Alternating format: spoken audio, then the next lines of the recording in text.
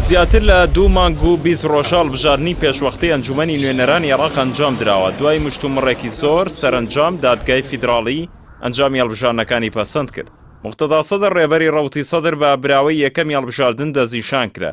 ئێستا سەدر سەرقاڵی دروستکردنی حکومەتی زۆرینەی نیشتیمانیە. لە دوای ڕووخانی ڕژێمی پێشەوە هاتنەکای دەسەڵاتی شیعە یەکەم جارە هەنگاو بۆ دروستکردنی حکومەتی زۆرینە بەرێت. ئامانجی سەدریش لەم کارەی دوورخستنەوەی نووری مالیکیە کە لە 2006 تا 2014 سەرۆک وەزیرانی عێراق و دەسەڵاتی یەکەمی وڵات بوو. لەو ماوەدا مالیکی زۆر کاری کرد بۆ ئەوەی دەسەڵات لای خۆی بمێنێتەوە بەڕاوەدوونان و مەلەف دروستکردن بۆ ڕکابەرەکانی. ناکۆکی گەورەی ئەم جارە لە پێکەنانی حکومەتی نوێ لە نێوان زۆرینەی لایەنە شیعەکان و موقتەدا سەدری براوەی یەکەمی هەڵبژاردنە. ئێستا سەدر بە کەرکردنی ماڵی شیعە تۆمەتبار دەکرێت. سەدر کە کوڕی ڕێبەری ڕۆحی زۆرینەی شیعەکانی عێراقە ماوەی زیاتر لە 3 ساڵە کار بۆ پێکەنانی ئەم کابینە نوێیە دەکات کە خۆی دەسەڵاتی یەکەم بێت لە عێراقدا. حکومەت لە ژێر سێبەری عەباکەی ئەودا بجوڵێت. ئەوەش دوای ئەوەی ڕۆڵی سەرەکی بینی لە سەرکردایەتیکردنی دەنگی ناڕزایەتی گەلی عێراق و هەڵگیرسانی شۆڕشی تشتین لە ساڵی 2019دا.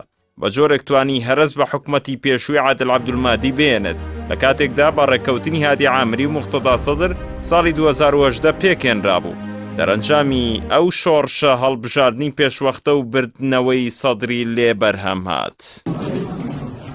ئامانجی ئێستای سەدر لە تکردنی چوارچێوەی هەمانگیە کە ئێران لە ئەنگریان لێ دەکات بە بەشداری پێکردنی بەشێکیان لە حکومەت و دوورخستنەوەی نووری مالیکی کە زۆرترین کورسی ناو چوارچێوەکەی هەیە. لە ماوەی ڕابردوودا کۆماری ئیسلامی ئێران فشاری گەورەی لە سەدر کردووە بۆ یاخستنەوەی ماڵی شیعە بەتایبەت کە چەند جارێک ئیسماعیل قائانی سەردانی نەجەف و بەغدای کردووە و لەگەڵ لایەنە شیعەکان گفتوگۆیان کردووە.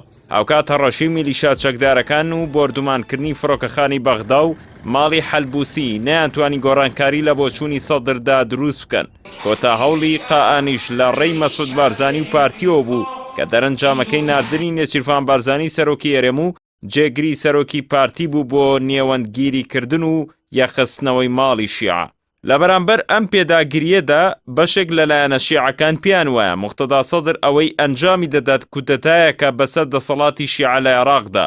هەندێکیشان تۆمەتباری دەکەن بەوەی دەیەوێت کۆتایی بە دەسەڵاتی شیعە بێنێت لە وڵاتدا کە نزیکەی 19 ساڵە هەموو جومگە سەرەکیەکانی دەسەڵات لە دەستی ئەواندایە و هیچ هێزێکی سەربازی و ئیداری لە دەرەوەی دەسەڵاتی ئەوان لە عێراق بەدەر لە هەرێمی کوردستان بوونی نییە.